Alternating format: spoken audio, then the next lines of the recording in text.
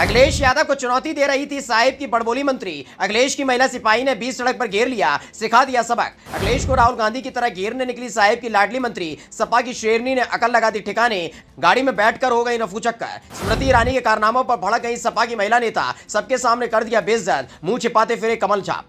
विपक्षी पार्टी के मोर्चे पर ज्ञान देने वाले बड़े से बड़े कमल छाप नेता की बोलती अखिलेश यादव की एक शेरनी ने बंद कर दी, जिसके बाद समाजवादी पार्टी की उस महिला नेता को अखिलेश यादव ने बड़ा तोहफा दे दिया। रक्षाबंधन के मौके पर साहिब की सरकार बुराने में जुटी थी। साबित किया जा रहा था कि साहिब देश की महिलाओं के बारे में कितना सोचते हैं, तो गैस सिलेंडर के दाम पर छूट देकर माहौल बना रहे थे। घूम घूम कर साहिब के मंत्री भी माहौल बनाने में जुटे थे। इसी दौरान साहिब की मैडम मंत्री अखिलेश यादव के महिला सिपाही के हत्थे चढ़ गई। सबके सामने एक एक ऐसे ऐसे सवाल दागे गए कि मैडम जी की बोलती बंद हो गई और सरकारी गाड़ी में बैठकर चक्कर हो गई। अखिलेश के लिए स्मृति ईरानी से भिड़ गई काजल निषाद। भीड़ में खड़े होकर मैडम मंत्री से पूछ डाले सवाल, अगर मगर करने लगी मंत्री।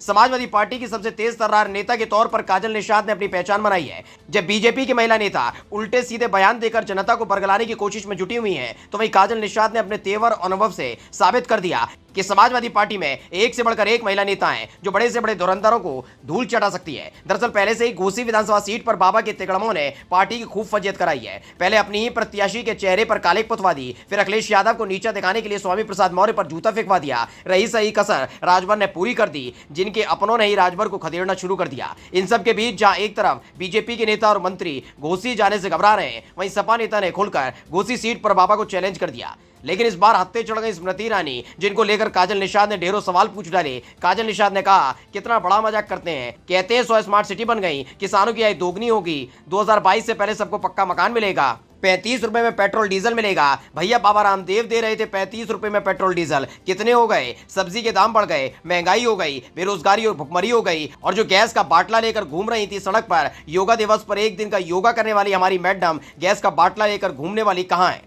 जैसे ही काजल निषाद ने साहिब की मैडम मंत्री की पोल खोलनी शुरू की, नीचे खड़े लोग ताली पीट पीट कर हंसने लगे। जिसके बाद काजल निषाद को अखिलेश यादव ने बड़ी जिम्मेदारी देने का ऐलान कर दिया है। काजल निषाद ने जबरदस्त माहौल बना दिया, जिसने बीजेपी के नेताओं की घिग्गी बांध दी। पहले से ही दारा सिंह चौहान को लेकर पार्टी में रसाकसी चल रही है। बगावत के बीच लोग दारा सिंह चौहान के साथ बाबा के खिलाफ खड़े हो गए। ऐसे में अब घोसी का चुनाव छोड़िए, 2024 का चुनाव जीतना मुश्किल लग रहा है। Special desk news circle.